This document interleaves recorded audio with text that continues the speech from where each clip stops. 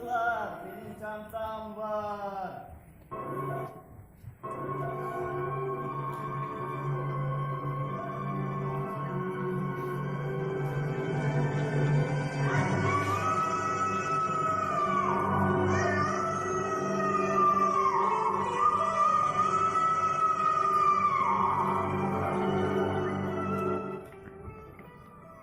Beyaz gemi, dur! Beyaz gemi dur, bekle beni. Ben sana geliyorum. Orada benim babam var. Gördünüz mü? Gördünüz mü? Orada benim babam çalışıyor. Dede, dede neredesin? Beyaz gemi geliyor.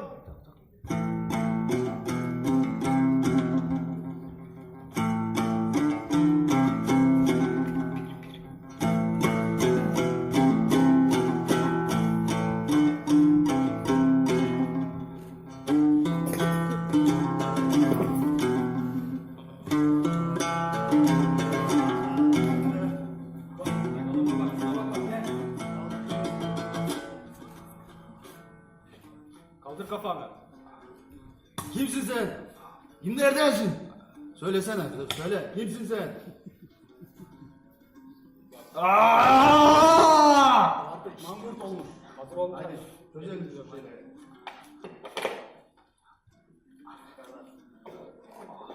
Hadi kalk.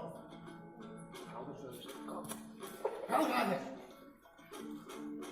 Bak. Kimsin sen? Kimsin? Bak bundan sonra senin adın Mankur. Anladın mı? Mangut.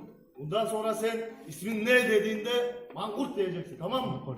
Bak. Su mu istiyorsun? Bak. Su. Su mu istiyorsun? Su mu istiyorsun? Kaldır şöyle. Kaldır. Kalk. Kalk. Adın Mangut'tur, tamam mı? Şuradaki develere bakacaksın. Bir tane kaybolursa. Kaybolursa şu acı... Al şunu. Gel.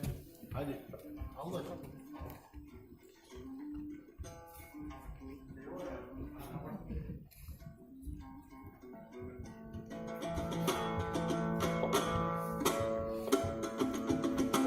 Oğlum, oğlum benim canımam. Oğlum, oğlum her yerde seni arıyorum. Dur oğlum dur. Dur gitme. Su içmek istiyor musun? Gel şuraya su vereyim sana.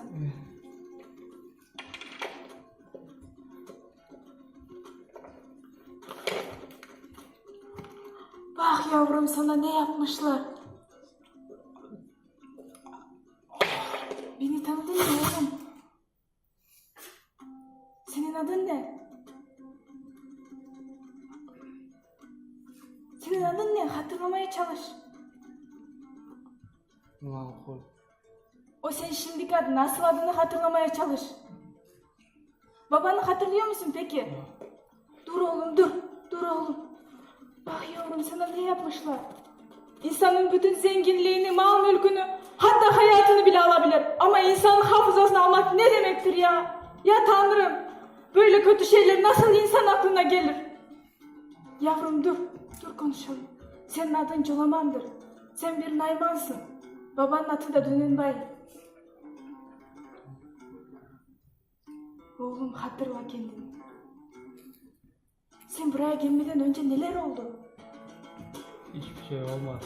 Gece miydi, gündüz müydü, neydi oğlum? Hiçbir şey değildi. Oğlum peki kiminle konuşmak istiyorsun?